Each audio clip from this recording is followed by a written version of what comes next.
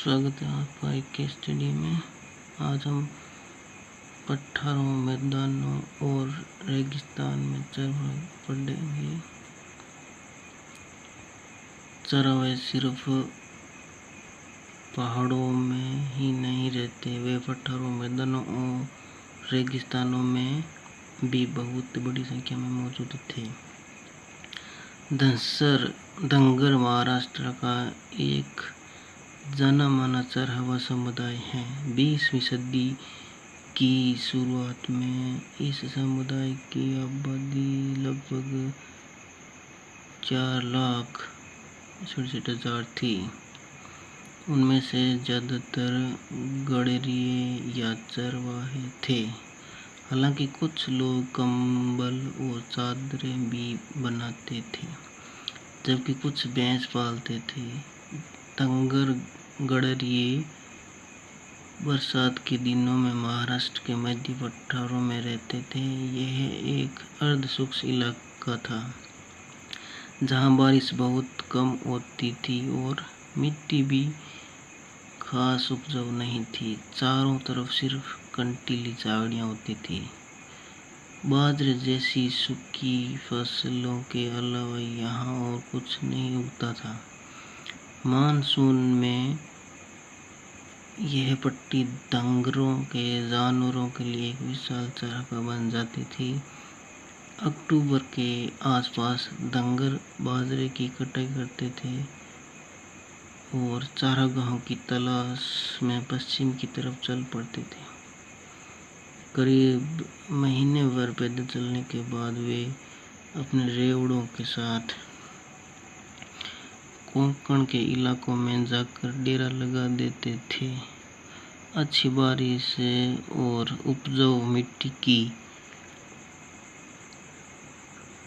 बदौलत इस इलाके में खेती खूब होती थी। कोंकणी किसान भी इन चरवाहों का दिल खोल कर स्वागत करते थे। जिस समय धंगर कोंकण पहुंचते थे, उसी समय कोंकण के किसानों को खरीफ की फसल काट कर अपने खेतों को रबी की फसल के लिए दोबारा उपजाऊ बनाना होता था।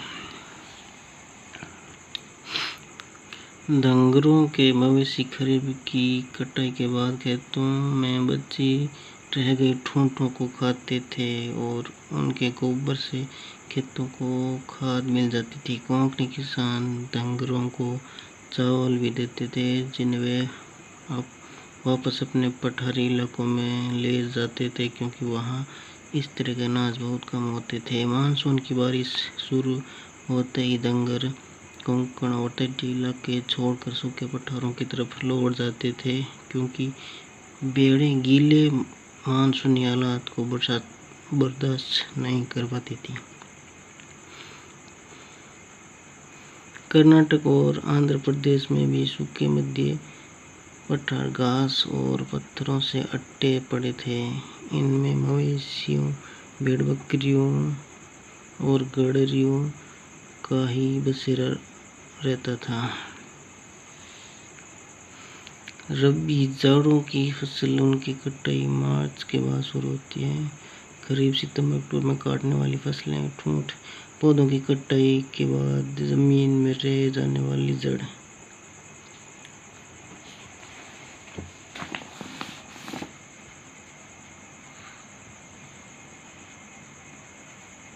यहाँ गोला समुदाय के लोग गाय भैंस पालते थे, जबकि कुरमा और कुर्बा समुदाय भेड़ बकरियां पालते थे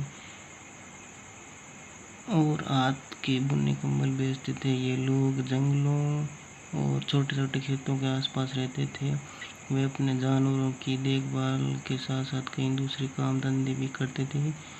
पहाड़ी चरवाहों के विपरीत यहाँ के चरवाहे एक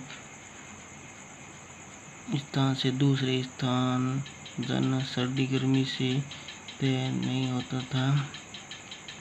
ये लोग बरसात और सूखे मौसम के हिसाब से अपनी जगह बदलते थे। सूखे महीनों में वे तटीय इलाकों की तरफ चले जाते थे, जबकि बरसात शुरू होने पर वापस चले जाते थे। मानसून के दिनों में तटीय इलाकों में जिस तरह के दलदली हालात पैदा हो जाते थे, वे सिर्फ भैंसों को ही राह आ सकते थे। ऐसे समय बाकी जानवरों को सूखे पठारी इलाकों में ले जाना जरूरी था। चरवाहों में एक जाना पहचाना नाम बंजारे का भी है। बंजारे उत्तर प्रदेश, पंजाब, मध्य प्रदेश और महाराष्ट्र कई इलाकों में रहते थे।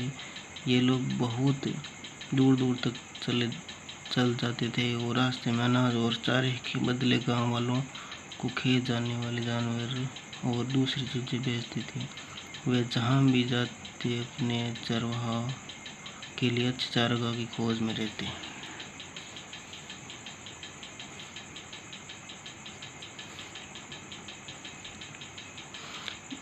बहुत सारे मुसाफिरों के विवरणों में चरवाहा समुदाय की जिंदगी की झलक मिलती है। मिसाल के तौर पर 19वीं सदी में शुरुआत में बुनकनान ने मैसूर की अपनी यात्रा के दौरान गोला समुदाय का दौरा किया और अपने इन अनुभव के आधार पर उनके परिवार जंगलों के किनारे छोटे छोटे गाँव में रहते हैं।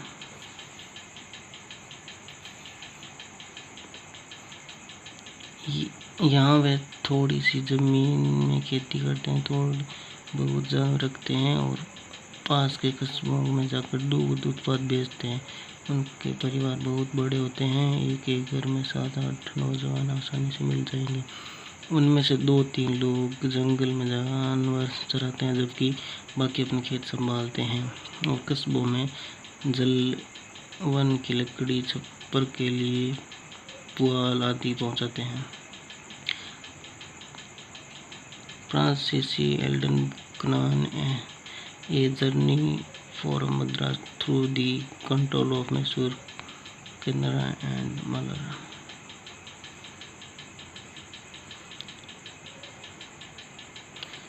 राजस्थान में के रेगिस्तानी में राय का समुदाय रहता था। इस इलाके में बारिश का कोई भरोसा नहीं था, होती भी थी तो बहुत कम, इसलिए खेती की उपज पर हर साल घटती बढ़ती रहती थी। बहुत सारे इलाकों में तो दूर दूर तक कोई फसल होती ही नहीं थी। इसके चलते राय का खेती के साथ साथ चारावाही का भी काम करते थे। बरसात में तो बाड़मेर, जैसलमेर, जोधपुर और बीकानेर में राय का अपने गाँव में ही रहते थे, क्योंकि इस दौरान उन्हें वहीं चारा मिल जाता था। पर अक्टूबर आते आते वे ये चारागाह सूखने लगते थे। नतीजतन ये लोग नए चारागाह की तलाश में दूर इलाकों की तरफ निकल जाते थे और अगली बरसात में ही वापस लौटते थे। राय कांगो एक तबका ऊँट पालता था, जबकि कुछ भेड़ बकरियाँ पालते थे। इस तरह हम देख सकते हैं कि चरवाहा समुदाय की जिंदगी कई चीज़ों के बारे में काफ़ी सोच विचार कर आगे बढ़ती हैं। उन्हें इस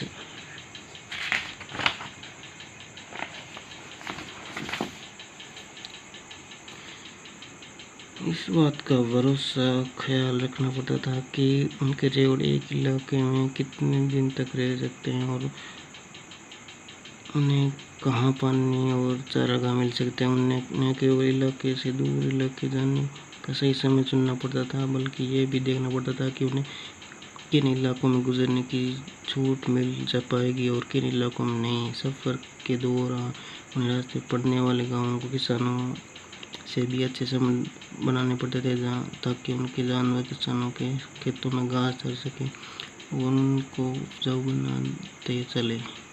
अपनी रोजी रोटी के जुगाड़ में उन्हें खेती, व्यापार और चरवाही के सारे काम करने पड़ते थे।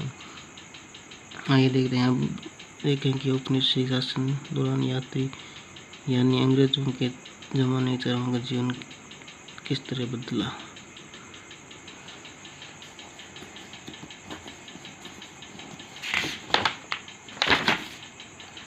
ये हम नेक्स्ट क्लास में करेंगे, औपनिवेशिक शासन।